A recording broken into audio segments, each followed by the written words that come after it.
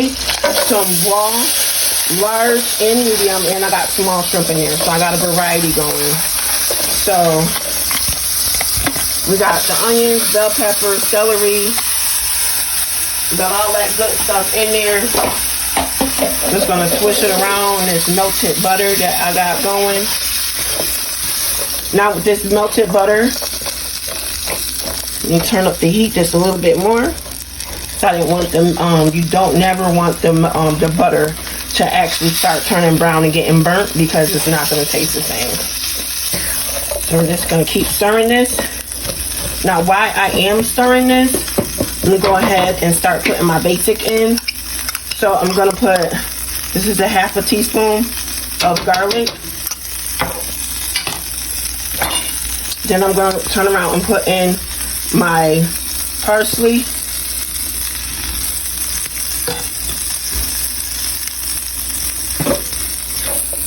And I got some cilantro mixed up in there too.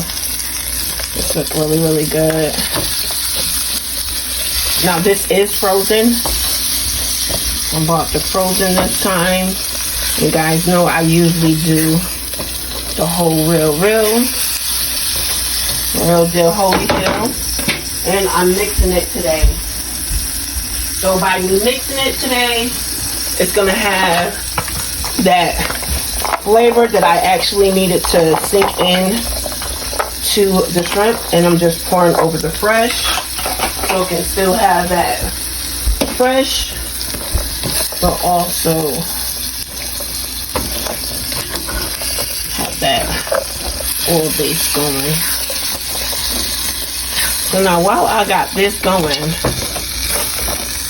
I'm gonna actually throw a couple of seasonings over in here, just to season it just a little. Even though it looks seasoned, guys, it is not seasoned like that, okay?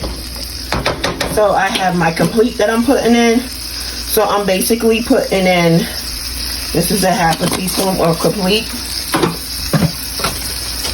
You guys already know I do my adobo. I'm just gonna put a light layer. That was like not even a teaspoon, because you don't want this to be salty, because I'm putting in other extracts into this. So once you guys see it and it start turning, or like tying in, you'll see what I'm talking about. I wish you guys was here to smell this. So how everybody 4th of July is going. So I'm doing simple for the 4th. Usually I go out for the holidays, but I'm doing something simple. Sister girl been tired. You know, I had a new source of income coming in, so yes, that's why my videos and stuff has slowed up. But you guys know I'm a hustler. I'm a Nefertiti, so we gonna get it. I just had to work it into my schedule. But I miss you guys. I miss you guys so much. So another key flavor that we're gonna be putting in on the shrimp is this Zada Rands right here. That is already on the shrimp as we speak. It's been soaking on that bad boy for about 20 minutes. So I can get all that stuff in there. Get it going. I'm turning up this eye again. This is like a really big frying pan. It's almost like a wok, but it's not. It don't have that bowl shape, but it is a big frying pan. So what I'm gonna do, I'm gonna put, it's starting to simmer. So I'm gonna go ahead and put some of this tomato base in here. Now this tomato base is like a tomato oil, and it has like extra virgin olive oil, canola oil, garlic, cane juice, peppers, herb spices, and sesame seeds and oil. Now you guys know I'm always coming up with my own stuff. This is gonna be so good. Have it in that shrimp. So in the previous video, I actually did some sausages, and I fried them up. So I'm actually going to incorporate that, but it's going to be 2 separate. So I'm actually going to start going ahead seasoning this fish right here. So on the fish, I'm going to start putting honey sriracha on there. Now everybody's wondering, like, why do you got it in the strainer? Why you still got it in your meat bucket? Yes, y'all know I love my famous meat bucket. But I have it in there because I had to like actually make sure all the water and stuff was like strained off of the shrimp, and then turn around and make sure that I had everything I needed to have in there as far as the oil, so it can actually go through. Now this is my family favorite secret moisturizing meat rub. There's also some tomato and basil cilantro mixed in there as well. Then you guys know we got to go ahead and top it off with the complete. Now I did tell you guys I had that soaking in the oil for like 20 minutes already. So I'm just going to go ahead and put a couple drops on it with the Zada Rands that I just put on here. Yes, I just put a couple drops on there just to make sure it still have that oil base.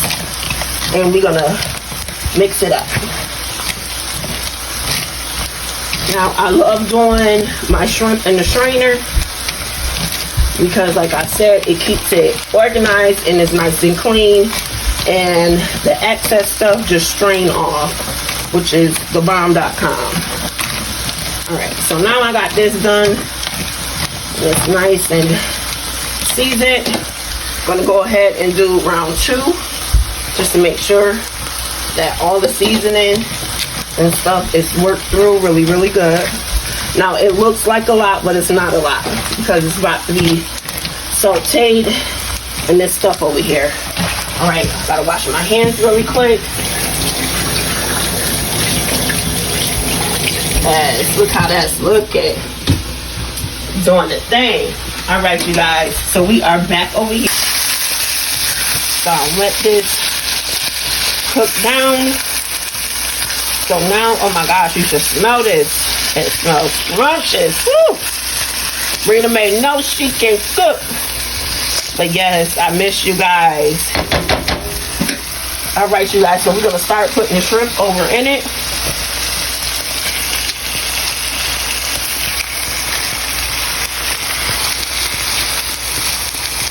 It's mad shrimp, you guys. Yeah.